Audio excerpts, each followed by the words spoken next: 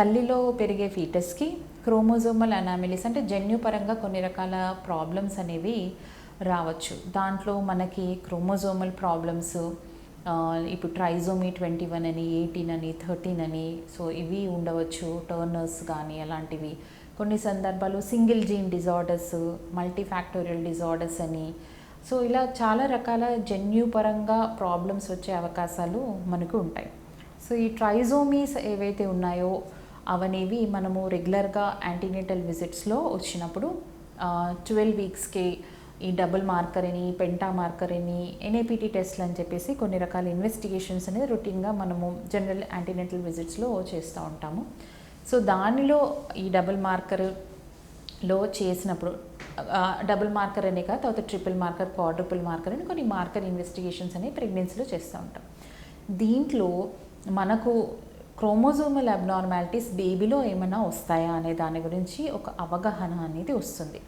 So ఒకవేళ దీంట్లో ఏదైనా ప్రాబ్లం ఉంది, మనకు రిస్క్ ఎక్కువగా కనబడుతుంది అన్నప్పుడు ఇంకో కొన్ని హయ్యర్ ఇన్వెస్టిగేషన్స్, ఆమ్నియోసెంటసిస్ అంటాం, నీడిల్ టెస్ట్, ఆమ్నియాటిక్ ఫ్లూయిడ్కి మనము మైక్రోఎరే టెస్టింగ్ అని ఇలాంటి టెస్టులు చేయడం అనేది జరుగుతూ ఉంటుంది. సో ఇదే కాకుండా కొన్ని రకాల కారణాలు అంటే సింగిల్ జీన్ డిజార్డర్స్ అని, మల్టీఫ్యాక్టోరియల్ డిజార్డర్స్ అని ఉంటాయి. కొన్ని రకాల ఈ డిజార్డర్స్ వల్ల అవి మనకు జెనెటిక్ టెస్ట్లు అనేవి వాటికి లేకపోవచ్చు, కానీ క్లినికల్గా అంటే బేబీలో ఫిజికల్ అబ్నార్మాలిటీస్ అంటే మనం అల్ట్రాసౌండ్ స్కాన్ చేసినప్పుడు కొన్ని రకాల అబ్నార్మాలిటీస్ అంటే క్లెఫ్ట్ లిప్ కానీ, క్లెఫ్ట్ ప్యాలెట్ కానీ, లేకపోతే ఇంకేదైనా ఆర్గాన్ డిజార్డర్స్ కూడా డిఫెక్ట్స్ కనిపించే అవకాశం అనేది ఉంటుంది.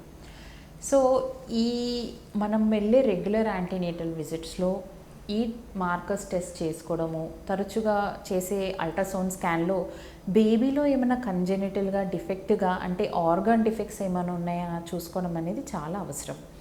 కొన్ని సందర్భాల్లో ఫస్ట్ ట్రైమెస్టర్ స్కాన్స్ అన్నీ బాగుండొచ్చు, మీకు డబుల్ మార్కర్ అన్నీ బాగుండొచ్చు, కానీ 5th మంత్ టీఫా స్కాన్లో బేబీలో ఏదో ఒకటి కార్డియాక్ అనామలీస్ కానీ, స్కెలిటల్ అబ్నార్మాలిటీస్ కానీ ఇటువంటి కొన్ని రకాల అబ్నార్మాలిటీస్ కూడా ఉండే అవకాశం ఉంటుంది. సో ఈ జెనెటిక్ ఇన్వెస్టిగేషన్స్, అబ్నార్మాలిటీస్ డిటెక్ట్ చేసుకోవడము, ఈ ఫిజికల్ ప్రాబ్లమ్స్ అంటే ఫిజికల్ డిఫెక్ట్స్ టీఫా ద్వారా చూసుకోవడం అనేది ప్రెగ్నెన్సీలో చాలా అవసరం.